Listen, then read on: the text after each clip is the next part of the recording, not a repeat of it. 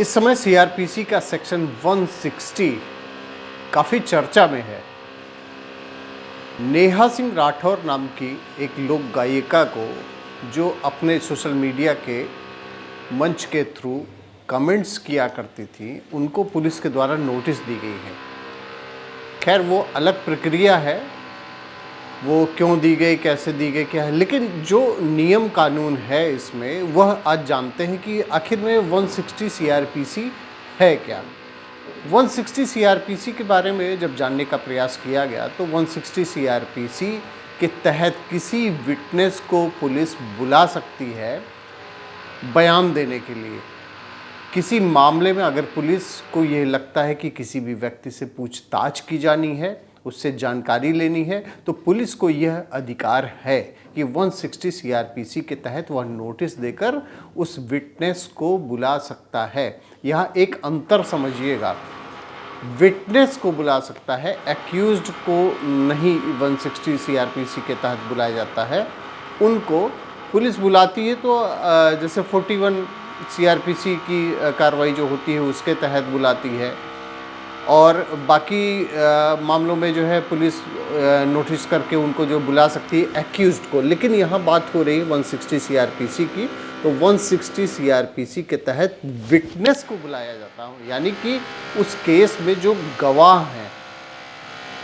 और इसमें जो महत्वपूर्ण चीज़ होती है कि 160 सीआरपीसी की नोटिस पुलिस तभी इशू कर सकती है जब वह उस मामले में एफआईआर पहले से दर्ज हो चुकी है।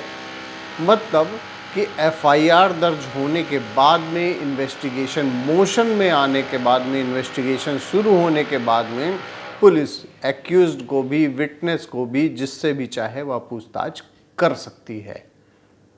ये एक बहुत ही इम्पॉर्टेंट तथ्य है कि बिना एफआईआर दर्ज हुए 160 सीआरपीसी की नोटिस नहीं दी जा सकती है। आते हैं अब सेकंड इम्पॉर्टेंट पॉइंट पे। सेकंड इम्पॉर्टेंट पॉइंट ये है कि 160 सीआरपीसी की नोटिस अगर पुलिस के द्वारा इशू की जाती है तो उसको कोर्ट नहीं क्वेश कर सकती है। कोर्ट को क्वेश करने का अधिकार नहीं है। लेकिन उसी में एक बात और भी ऐड करते हुए कि अगर बिना किसी प्रक्रिया को अपनाए गए नोटिस इशू की गई है, तो दिल्ली हाई कोर्ट ने भी ऐसे एक केस को रिजेक्ट किया है जिसमें एफआईआर बिना दर्ज किए ही नोटिस 160 सीआरपीसी की भेजी गई थी, जिसको चैलेंज किया गया था। और तीसरी चीज़ आते हैं कि इसमें अब सज़ा क्या होती है। इसमें सज़ा जो होती है वो 1 महीने के कारावास की है या 100 रुपये जुर्माने की है। 160 सीआरपीसी में यह प्रावधान है, ये सारे प्रोविज़न हैं। मतलब बहुत सीधी सी बात कि एफआईआर दर्ज होने के बाद ही पुलिस 160 सीआरपीसी की नोटिस भेज सकती है, उससे पहले नहीं। ये कई मामलों में कोर्ट के द्वारा क्लियर कर दिया गया है। बिना एफआईआर दर्ज हुए 160 सीआरपीसी की नोटिस नहीं भेजी जा सकती है। क्योंकि आप ये समझिए कि ये विटनेस को भेजी जा सकती है।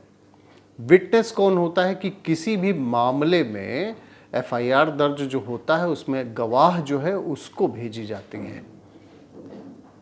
और नोटिस जब भेजी जाती है तो उसमें पूरा क्लियर कट, कोर्ट ने कई सारे मामलों में ऐसा कहा है कि पूरा clear cut FIR, crime number वगैरह, और जो नोटिस दी जानी है इसमें क्या क्या जवाब चाहिए, ये सारी चीज़ें उसमें दी जाती है। और क्राइम नंबर भी मेंशन किया जाता है, आईओ का नाम उसमें वो किया जाता है, मेंशन किया जाता है। दूसरा, 15 साल से कम के लोगों को नोटिस 160 सीआरपीसी की नहीं दी जानी चाहिए। यह भी कई सारे रूलिंग में कहा गया है।